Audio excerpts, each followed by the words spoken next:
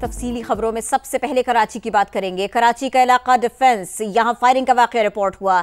Advocate Khwaja Shamsul इस्लाम इसके नतीजे में जाँ बहक हुए, उनके बेटे जख्मी हुए हैं। कराची से यह खबर आई अब से थोड़ी सी देर पहले, और इसी सिलसिले में DIG साउथ असद रजा ने बात की।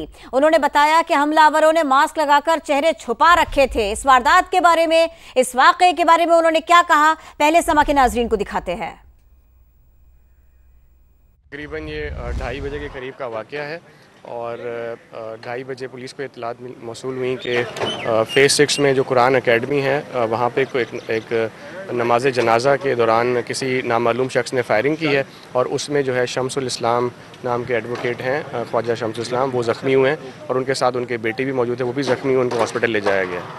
ठीक है। अच्छा, तो ये सिक्योरिटी नहीं थी उस वक्त जब ये? जी, सिक्योरिटी बिल्कुल मौजूद थी, लेकिन क्योंकि जनाजा था तो सारे लोग जनाजे के साथ आए हुए थे, तो उसी में ही वो सस्पेक्ट जो है जनाजे के साथ ही आया है और उसने 2 फायर किए हैं, जिसमें से एक उनको फायर उनकी जो है फ्रंट पे चेस्ट पे लगा है, जिसकी वजह से वो मजरूब हो गए और उनको फिर अस्पताल साउथ सिटी ले जाया गया, जहाँ पे उनको जो है डेड डिक्लेयर किया। अच्छा, सब भी कुछ बातें हो रही हैं कि कोई मुलजिम था, उसने कुछ अजीब सी बातें की हैं कि मैंने अपने वालिद का बदला ले लिया, इस टाइप की स्पेकुलेशन सामने आ रही हैं, बाकी खबरें गर्दिश कर रही हैं। इस पर तस्दीक कीजिए, कोई इसमें हकीकत है या नहीं? जी बिल्कुल, यहाँ पर जो ऐनी शाहिद मौजूद थे उनमें से जो है उन्होंने ये शहादत दी है कि जब मार के वो भागने लगा तो उसने कहा कि जी मैंने अपने वालिद का बदला ले लिया है। तो लगता ऐसे ही है कि किसी ये पर्सनल एनिमिटी का जो है वो रीज़न है। फुटेजेस कब तक रिट्रीव करेंगे आप? जी, CCTV फुटेजेस हम रिट्रीव कर रहे हैं। जो अंदर वाली CCTV फुटेज है वो हमने हासिल कर ली हैं, बाकी जो एक्सटर्नल हैं और जो रूट मैप है वो हम बना रहे हैं। ये 14 नवंबर 2024 को जुमरात वाले दिन खड्डा मार्केट में इन पे हमला हुआ था, 15-20 अफराद ने किया था, इनको गोप भी किया था, एक गोली भी लगी थी, उसमें मुल्जिमान भी गिरफ्तार हुए थे। तो क्या पिछले वाक़े से कनेक्ट हो सकता है? जी बिल्कुल कनेक्ट हो सकता है, क्योंकि पहले भी उन पे जो है अटैक हो चुका था, तो ये दूसरा उन पे जब अटैक हुआ है तो लाइकली लगता यही है कि जो वो लोग जो ये समझते थे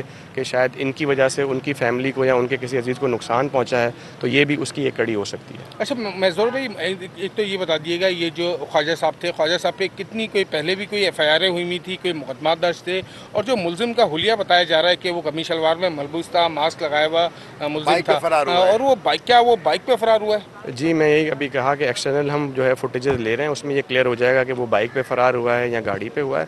और जहाँ तक अंदर की फुटेजेस है, जी बिल्कुल वो शलवार कमीज़ में उसने वेस्ट कोट पहना था और मास्क लगाया हुआ था अपनी आइडेंटिटी हाइड करने की।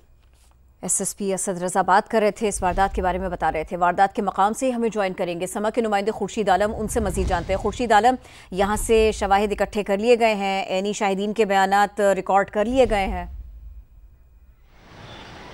देखिए, शवाहिद इकट्ठे कर लिए गए हैं और ये वाक़या मस्जिद में दाएं जानिब के मकाम पर पेश आया है, जहाँ पर छोटी सीढ़ियों के पास उन पर फायरिंग की गई है और सीढ़ियों पर की जो छोटी दीवार है उस पर खून के निशानात वाज़ेह तौर पर देखे जा सकते हैं। मस्जिद के उस हिस्से में आम अफराद का दाखिला मना है, लेकिन SSP साउथ महजूर अली ने जो भी से उन्होंने हमें ये इस बात की भी तस्दीक की है कि असर की नमाज इस मस्जिद में अपने वक्त के आइन मुताबिक होगी और उसके लिए किसी किस्म की कोई पाबंदी नहीं होगी, लोग असर की नमाज के लिए आ सकते हैं।